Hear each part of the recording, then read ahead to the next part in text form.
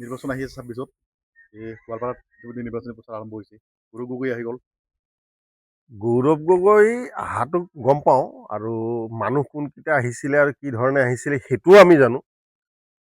কিন্তু এটা বস্তু কি, গৌৰৱ গগৈ আহি মই যিটো ইমান দিনে কৈ আছিলোঁ গোৱালপাৰাত 4টাত কংগ্ৰেছ শূন্য হ'ব, সেই বস্তুটো প্ৰতিষ্ঠা কৰি গ'ল। ফেক ফেচবুক একাউণ্ট কেইটামান খোলাই থৈ গৈছে, সেইটো হয়। সেইটোৰ কাৰণে তেওঁ ফেক ফেচবুক আইডিৰ যোগেদি যদি তেওঁ ইলেকশ্যন জিকিব খুজিছে, জিকক, আমাৰ শুভেচ্ছা আছে।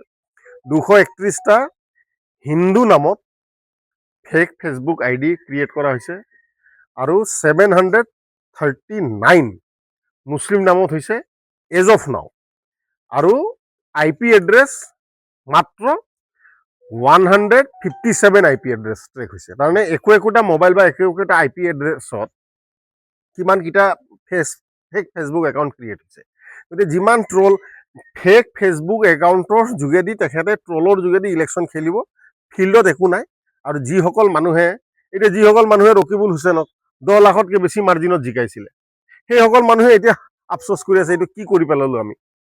গতিকে Gaurav Gogoi, he is not a serious politician.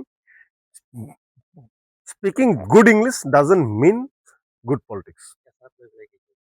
এছাৰটো special division, এইটোতো এতিয়া ময়ে নিজে কনফিউজ হৈ আছোঁ। এতিয়া মোৰ 2 জেগাত ভোট আছে। মই গুৱাহাটী মিউনিচিপালিটিৰো ভোটাৰ হয়, লক্ষীপুৰৰো ভোটাৰ। লক্ষীপুৰ মিউনিচিপালিটিটো মই ভোট দিছোঁ, গুৱাহাটী মিউনিচিপালিটিটো মই ভোট দিছোঁ। দুইটাৰে নিৰ্বাচন বেলেগ বেলেগ সময়ত হৈছিল, কিন্তু সমষ্টি পুনৰ নিৰ্ধাৰণৰ পিছত মই গুৱাহাটী লোকসভাৰ হৈ গ'লোঁ, মানে ভোটাৰ হৈ গ'লোঁ। গতিকে মই কোনোবা এটা জেগাত এৰিব লাগিব।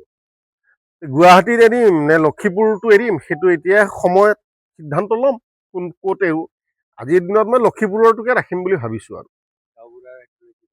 গাঁওবুঢ়াটোতো মই কৈয়ে দিছোঁ, এইটো স্থগিত হৈ গ'ল। আৰু কংগ্ৰেছৰ যিবিলাক দালালে পইচা পাতি বহুতৰ পৰা লৈছিলে, কংগ্ৰেছী দালালবিলাকে, সিহঁতে কৈছে না না চিন্তা কৰিব নালাগে, 2026 পিছত হৈ যাব।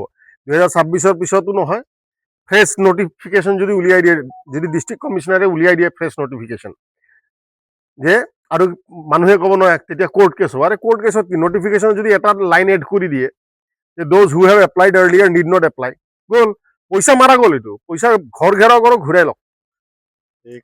একে ৰচিদে কৈছিল, আপুনিও পইচা লৈছিল গাঁওবুঢ়াৰ নামত। একে ৰচিদে কৈছে, একে ৰচিদৰ কথা কোনে বিশ্বাস কৰে?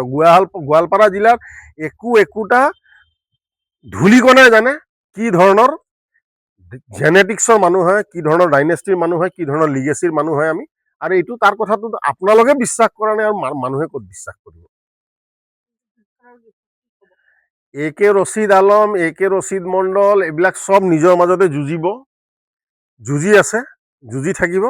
তাৰ মাজেদি এইবিলাক গৌৰৱ গগৈৰ হেডেক, বদৰুদ্দিন আজমলৰ হেডেক। আমাৰ কামটো হৈছে আমি ডেভেলপমেণ্টৰ নামত, শান্তিৰ নামত, প্ৰগতিৰ নামত ভোট বিচাৰি যাম। ৰাইজে আমাক 100টাতকৈ বেছি চিটত এইবাৰ বিজয় সাব্যস্ত কৰিব। মুখ্যমন্ত্ৰী কৈয়ে দিছে, কিছুমান অঞ্চলত আমাক ভোট নিদিয়েই। ইমানখিনি উন্নয়ন দিয়াৰ পিছত, জনকল্যাণমুখী আঁচনিবিলাক দিয়াৰ পিছতো 14ত ভোট দিয়া নাই, 16ত ভোট দিয়া নাই, 19ত ভোট দিয়া নাই, 21ত ভোট দিয়া নাই, 24ত ভোট দিয়া নাই। আমাৰ কি চৰকাৰ হোৱা নাই নেকি? আমাৰতো চৰকাৰ হৈয়ে আছে, 26ত পুৰা জোৰদাৰ চৰকাৰ হ'বলৈ গৈ আছে। গতিকে এইটোক লৈ কোনো কথা নাই। আৰু এটা দালাল চক্ৰ, যিটো সুধিছিলে আপোনালোক, মই কৈ আছোঁ, পুনৰ সংস্থাপন, উচ্ছেদটো চৰকাৰী প্ৰক্ৰিয়া, আদালতে দিয়া আদেশ। পুনৰ সংস্থাপনৰ কাৰণে কোনো দালাল ধৰিব নালাগে। আপোনালোক DC অফিচত যাওক, বসুন্ধৰা ফৰ্ম আছে, চৰকাৰী প্ৰক্ৰিয়া অনুযায়ী বসুন্ধৰা ফৰ্ম ফিল আপ কৰক, পুনৰ সংস্থাপনৰ কাৰণে DCক এপ্লাই কৰক। ইয়াত কিছুমান কংগ্ৰেছী দালাল ঘূৰি আছে যে পুনৰ সংস্থাপন দিম, পুনৰ সংস্থাপনৰ নামত পইচা বিচৰা বুলি মোক বহুতে আহি কৈছে। গতিকে যেনেকৈ গাঁওবোৰত পইচা মাৰা যাব, পুনৰ সংস্থাপনৰ নামত কোনোবা টকা ল'লে সেইটো পইচাও মাৰা যাব। পুনৰ সংস্থাপন চিধা চিধি বসুন্ধৰা ফৰ্ম লওক, DC অফিচত গৈ কালেক্ট কৰি তাতে ছাবমিট কৰি দিলে হ'ল। আৰু আমাৰ গোৱালপাৰা জিলাত মুখ্যমন্ত্ৰী মহোদয়ক আমি ধন্যবাদ দিব লাগিব। আমাৰ জিলা প্ৰশাসন যথেষ্ট দক্ষ জিলা প্ৰশাসন তেখেতে দিছে, যিহেতুকে ইয়াত আমাৰ শাসকীয় দলৰ কোনো বিধায়ক নাই। আৰু যিখিনি কথা মই কৈছোঁ, মই জেনুইন কথা কওঁ। আৰু মই এতিয়ালৈকে যিখিনি কথা কৈছোঁ, এটাও মিছা কথা কোৱা নাই। আৰু এইটো প্ৰমাণ আপোনালোকেও পাইছে। সেইকাৰণে দুখীয়া মানুহৰ যাতে পইচা মাৰা নাযায়, আমি সেই ধৰণে কাম কৰোঁ। আপুনি এই পূব সমষ্টিত প্ৰতিনিধি আগবঢ়াব নিশ্চয়। পূবৰ জনগাঁথনিয়ে আমাক সহায় নকৰে। পূবৰ যিটো জনগাঁথনিৰ পেটাৰ্ণ, কিন্তু সময় সাপেক্ষে এইটো দেখা যাব।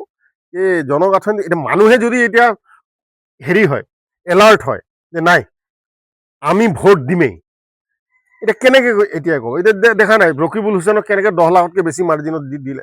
এইটো পিয়ৰলি ধৰ্মীয় পলাৰাইজেশ্যন ভোট হৈছে, কোনো উন্নয়নৰ নামতো ভোট হোৱা নাই, এইটো ধৰ্মীয় লাইনত ভোট হৈছে। কিছুমান সমষ্টি য'ত য'ত খুব ধৰ্মীয় মেৰু বিভাজন হয় আৰু জনগাঁথনি আমাৰ হেৰি নহয়, সেইটো সিদ্ধান্ত শীৰ্ষ নেতৃত্ব যেতিয়া যি ধৰণে ল'ব, সেই ধৰণে আমি দলীয় সাধাৰণ কৰ্মী, দলীয় প্ৰতীক কি হ'ব, কেণ্ডিডেট কোন হ'ব, শীৰ্ষ নেতৃত্বই সিদ্ধান্ত ল'ব আৰু সেইমতে আমি দলৰ এজন সাধাৰণ কাৰ্যকৰ্তা হিচাপে কাম কৰি যাম।